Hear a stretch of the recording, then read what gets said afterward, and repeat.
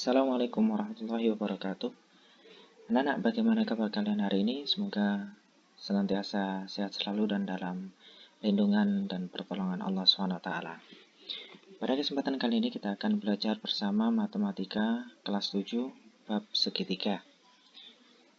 Lebih fokus ke arah pembahasan soal yang sudah kita siapkan beberapa soal diantaranya. Yang pertama, diberikan soal sebagai berikut. Berdasarkan besar sudutnya, segitiga dibagi menjadi beberapa jenis, yaitu ada 4 pilihan. Ingat anak-anak, ketika ada soal seperti ini, kita harus mencermati informasi yang diberikan. Yang diberikan adalah berdasarkan besar sudutnya, sehingga kita harus cermat. Segitiga berdasarkan besar sudutnya itu terbagi menjadi 3 jenis, yaitu yang pertama adalah segitiga lancip. Kenapa dikatakan lancip? Karena masing-masing sudut pada segitiga berbentuk atau jenisnya adalah lancip. Jadi ketiga sudutnya adalah lancip. Kemudian yang kedua, segitiga siku-siku. Karena ada salah satu sudutnya yang membentuk sudut siku-siku, yaitu sudut 90 derajat. Kemudian yang ketiga adalah segitiga tumpul. Karena ada satu sudutnya yang membentuk sudut tumpul, yaitu sudut yang berada di antara yang besarnya lebih dari 90 sampai menjelang 180. Itu adalah jenis-jenis segitiga berdasarkan sudutnya.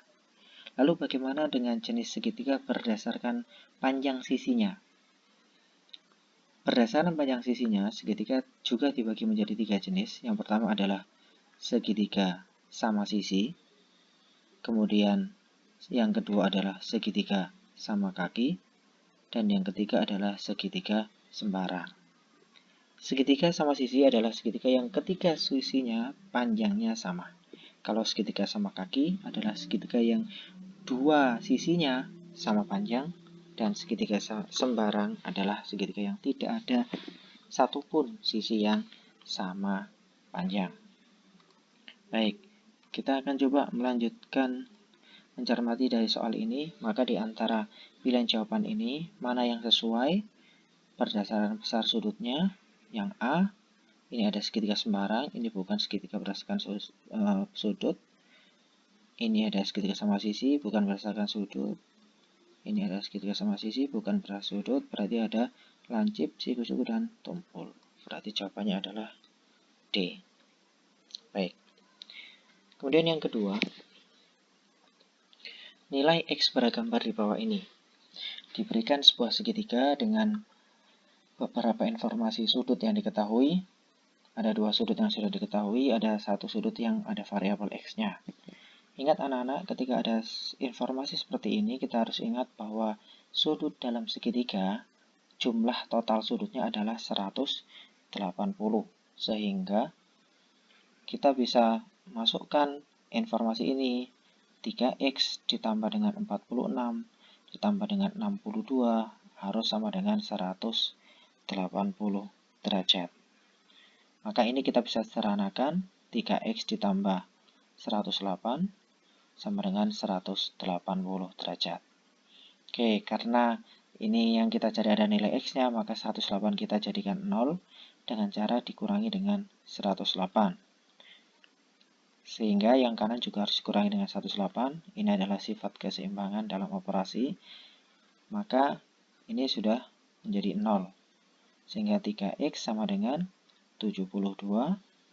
Dan selanjutnya 72 dibagi dengan 3. Nah, maka nilai X-nya adalah 24 derajat. Itu jawabannya. Oke, kita lanjutkan soal berikutnya. Oke, diberikan gambar seperti berikut. Nilai Y yang tepat berdasarkan gambar. Oke, anak-anak, nilai Y di sini adalah nilai sudut yang berada di luar segitiga. Ada 2 cara dalam mengerjakan soal seperti ini. Yang pertama, cara yang paling sederhana sekali ketika kita hafal sifat sudut di luar segitiga. Ketika kita hafal sudut di luar konsep sifat sudut di luar segitiga, Maka kita harus ingat ketika di sini ada ilustrasi, ada sudut di luar segitiga, kemudian ada dua sudut di dalam segitiga, tapi sudutnya berjauhan dengan sudut di luar segitiga, maka berlaku Y sama dengan A plus B, atau A plus B sama dengan Y. Jadi ini sifat sudut di luar segitiga. Maka dari sini kita bisa masukkan angkanya. A-nya adalah 67, B-nya adalah 74, atau bisa sebaliknya. Sehingga nilai Y adalah 141 derajat. Itu. Nah, bagaimana jika kita tidak hafal sifat sudut luar segitiga? Kita hafal sudut di dalam segitiga. Maka kita bisa misalkan di sini. Ini ada sudut, misalkan sudut X. Ini sudut X. Sudut X dan sudut Y adalah sudut yang, maaf sebentar, kita hapus dulu biar rapi.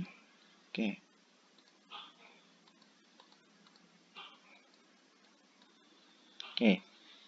Sudut X adalah sudut di dalam segitiga. Sehingga kita bisa masukkan 74 ditambah 67 ditambah dengan X adalah 180. Ini 74 tambah 67 adalah 141 ditambah X minus 180. Sehingga berapa nilai X agar menjadi 180? Maka nilai X-nya adalah 39. Nah, sehingga kita sudah tahu nilai X-nya di sini adalah 39. Maka X di dengan Y itu adalah sudut yang berpelurus. Maka kita bisa jumlahkan 39 ditambah Y. Ini 180 derajat, ketinggalan. 39 tambah Y sama dengan 180. Maka nilai Y-nya adalah 141. Jadi kembali lagi ke sama persis seperti jawaban ketika menggunakan sifat sudut luar segitiga. Oke, silakan dipilih cara mana, tapi saya menyarankan ketika kalian sudah hafal sifat sudut luar segitiga, kalian lebih baik menghafalkan menggunakan cara yang sudut luar segitiga. Oke, kita lanjutkan. Yang keempat, diberikan sebuah informasi luas sebuah segitiga adalah 96 cm persegi dan panjang alasnya adalah 16 cm. Tinggi segitiga tersebut adalah, maka kita harus hafal luas sebuah segitiga. Rumusnya adalah setengah dikalikan alas dikalikan tinggi. Sehingga kita masukkan, diberikan luasnya adalah 96 cm persegi dan alasnya adalah 16. Sehingga kita bisa masukkan di sini setengah dikalikan 16, ini adalah 8. Berarti 8 kali tinggi adalah 96. Sehingga ini bisa kita sederhanakan, maka 96 sama dengan 8 kali tinggi, maka nilai tingginya adalah 96 dibagi 8. 8 juga harus dibagi 8, karena tujuannya kita adalah mencari nilai tingginya saja, bukan 8 tinggi. Ya, sehingga ini adalah habis, 8 bagi 8 adalah 1 tinggi, 96 bagi 8 adalah 12.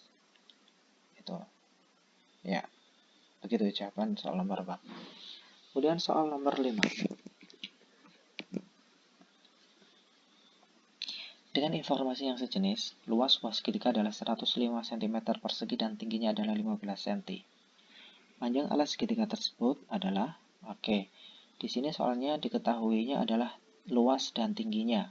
Kalau tadi yang diketahui adalah luas dan alasnya, sekarang diketahui luas dan tingginya. Maka yang ditanya adalah alasnya.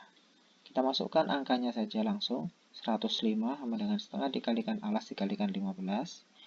Maka ingat anak-anak, ketika ada operasi perkalian, sesungguhnya setengah itu bisa dikalikan dengan alas, juga bisa dikalikan dengan 15. Jadi ini satu kesatuan. Sehingga setengah tidak bisa dikalikan dengan 15, sehingga kita harus mengoperasikan langsung 105 dengan 15. Caranya adalah dengan dibagi dengan 15. Jadi 105 dibagi 15, sehingga ini 15 dibagi 15 kan habis jadi 1. Berarti tersisa setengah. 105 bagi 15 adalah 7, sama dengan setengah kali alas. Baik. Maka ketika di sini adalah setengah alas, maka kita harus mencari satu alasnya itu berapa. Artinya setengah di sini harus kita kalikan dengan 2. Sehingga 7 juga harus kita kalikan dengan 2. Sehingga 2 kali 7 sama dengan 2 kali setengah dikalikan dengan alas. Sehingga 2 kali setengah adalah 1 alas. 2 kali 7 adalah 14, sehingga alasnya adalah 14 cm. Itu soal nomor 5. Soal selanjutnya, luas sebuah segitiga pada gambar di bawah ini diberikan gambar segitiga ABC, maka kita harus tahu di sini alasnya berapa, tingginya berapa. Karena itu adalah informasi yang harus kita dapatkan untuk mencari luas. Kita masukkan, di sini diketahui alasnya adalah panjang A ke B. Berarti alasnya adalah 10, tingginya adalah garis putus-putus ini dari titik C ke titik siku-siku di sini. Kenapa? Karena garis tinggi adalah garis yang menghubungkan titik puncak segitiga dengan bidang alas yang membentuk sudut 90 derajat. Itu. Jadi garis yang menghubungkan titik puncak segitiga dengan bidang alas atau yang sejajar dengan bidang alas dan membentuk sudut 90 derajat. Kata kuncinya adalah sudut 90 derajat.